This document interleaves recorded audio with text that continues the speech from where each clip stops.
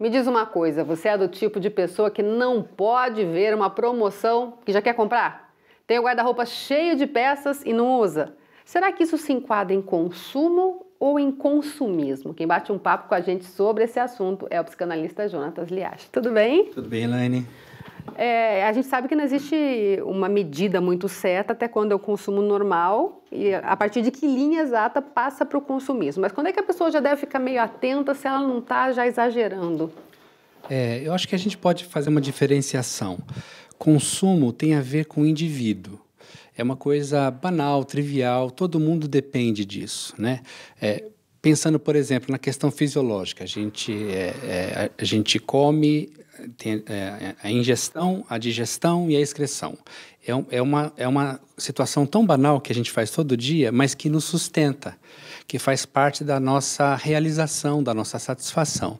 Então, o consumismo tem mais a ver com o indivíduo. Aliás, o consumo tem mais a ver com o indivíduo. Já o consumismo é uma reciclagem das vontades no coletivo. Então, tem a ver mais com a sociedade. Consumo, o indivíduo, e consumismo, a sociedade. Então, como a sociedade pensa em termos de consumo.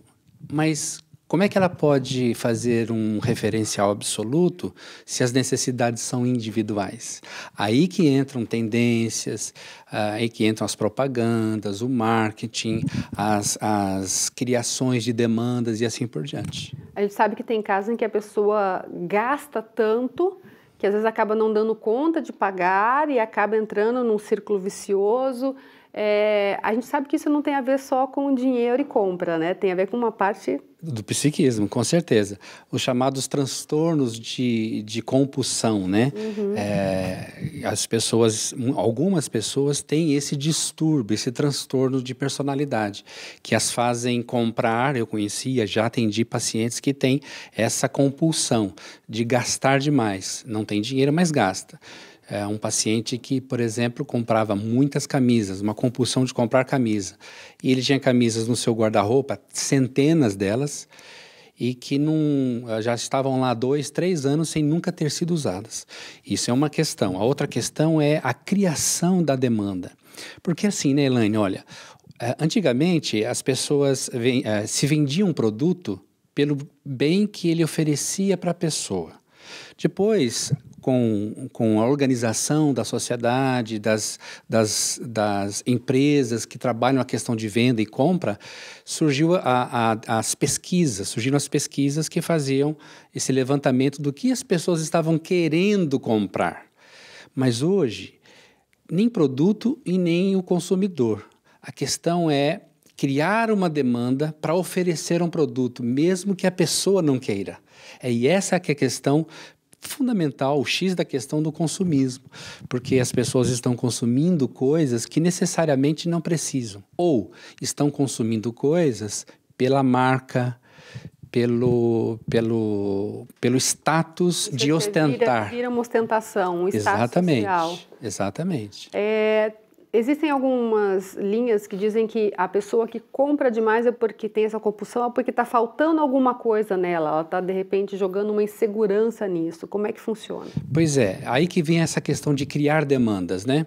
Então, hoje, a gente vive muito nesse mundo de pesquisas, de estatísticas, né? A gente está vivendo essa época de eleição agora e está vendo como que as estatísticas vão impulsionando as pessoas para aqueles de destaque.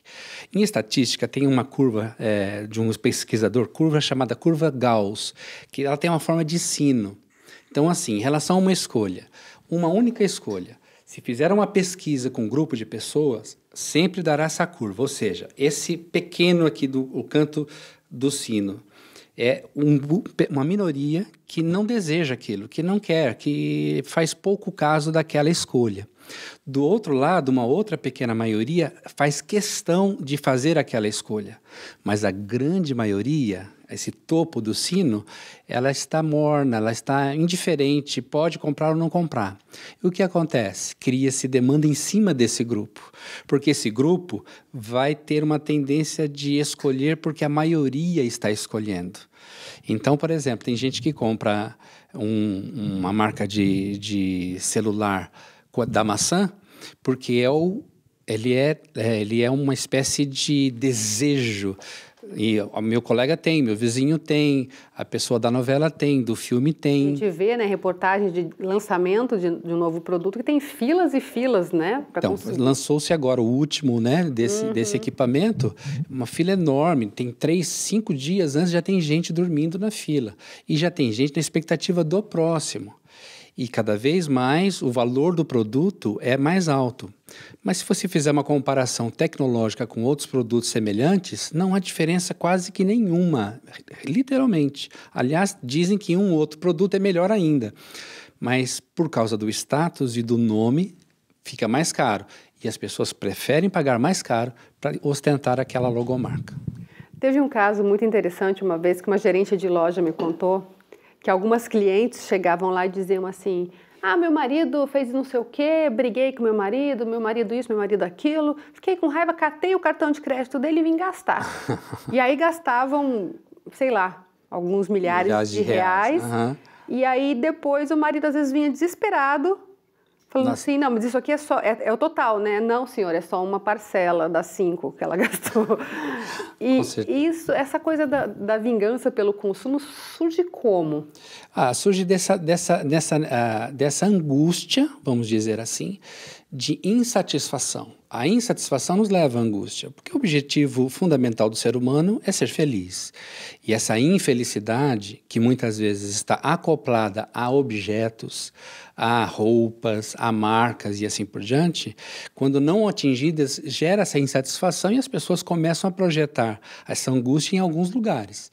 Se tiver essa facilidade de achar um cartão de crédito vacilando ali na mesa, vai usar isso mesmo. Mas é claro que isso é um estágio um pouquinho mais avançado. E há muitas outras questões que envolvem um tipo de atitude como essa. Não é somente de vingança ou de gastar por gastar. Agora, as pessoas realmente estão muito mais preocupadas com essa questão externa, de estética. Por exemplo, a mulher sofre muito a chamada ditadura da beleza, porque ela tem que estar mais ou menos dentro de um certo padrão que as revistas mostram, que a internet mostra, que a televisão mostra, e aquele padrão mais ou menos estereotipado já. Então, aí as mais gordinhas, as mais baixinhas, as que têm cabelos em crespos ou só lisos, elas se sentem deslocadas, né? Então, essa cobrança é uma cobrança muito mais interna do que externa. Como eu falei anteriormente, cria-se uma demanda para depois oferecer um produto para se consumir.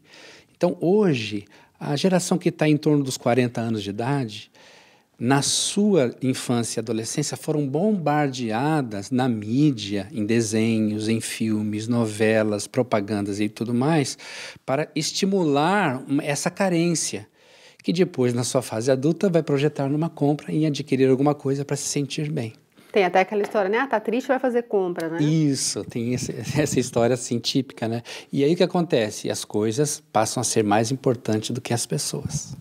E como trabalhar os casos em que a pessoa já está num nível de compulsão mais elevado, ou seja, está gastando demais, está consumindo demais, está saindo, digamos assim, de uma situação mais ou menos que normal. Mais comum, né? Assim, depende muito do caso, porque às vezes a pessoa está num estresse circunstancial e que ela não consegue se conter, ela precisa fazer alguma coisa e por alguma facilidade do momento ela vai projetar nessa questão de consumo. Agora, se for um transtorno, uma situação de uma angústia anterior, às vezes da infância, ou de um trauma, um elemento traumático na sua vida, pode levá-la a desenvolver esse transtorno. Aí sim, aí é uma questão mais clínica, mais dedicada, tem que ter muita paciência, levantar os elementos, fazer as amarrações, para depois implicar essa pessoa nesse consumo, porque a maioria das pessoas que estão envolvidas num transtorno, elas não admitem necessariamente que estão ali. Elas não aceitam, não, isso todo mundo faz. Mas todo mundo faz como? De que forma, né? É muito delicado. Então, existe a questão circunstancial e a questão mais patológica, vamos dizer assim. E assim, de uma forma meio geral, eu sei que não funciona assim, mas qual seria o ponto para a pessoa falar, não, preciso procurar ajuda? Normalmente, quem ajuda são os parentes, são as pessoas que estão mais próximas.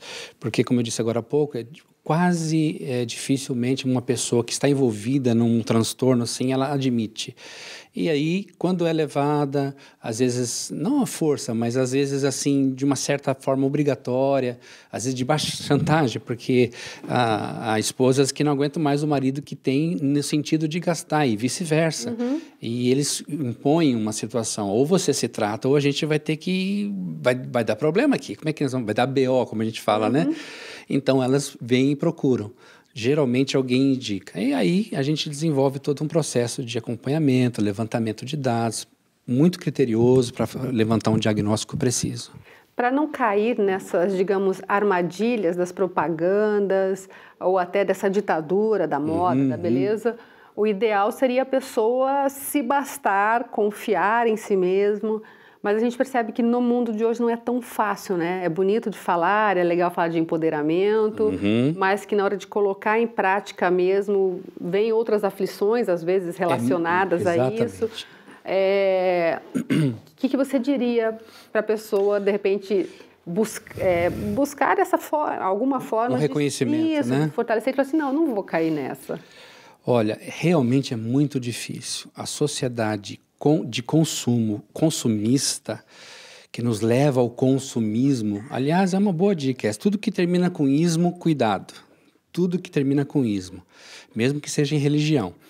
É uma construção muito mais de grupos em torno de uma necessidade de controle.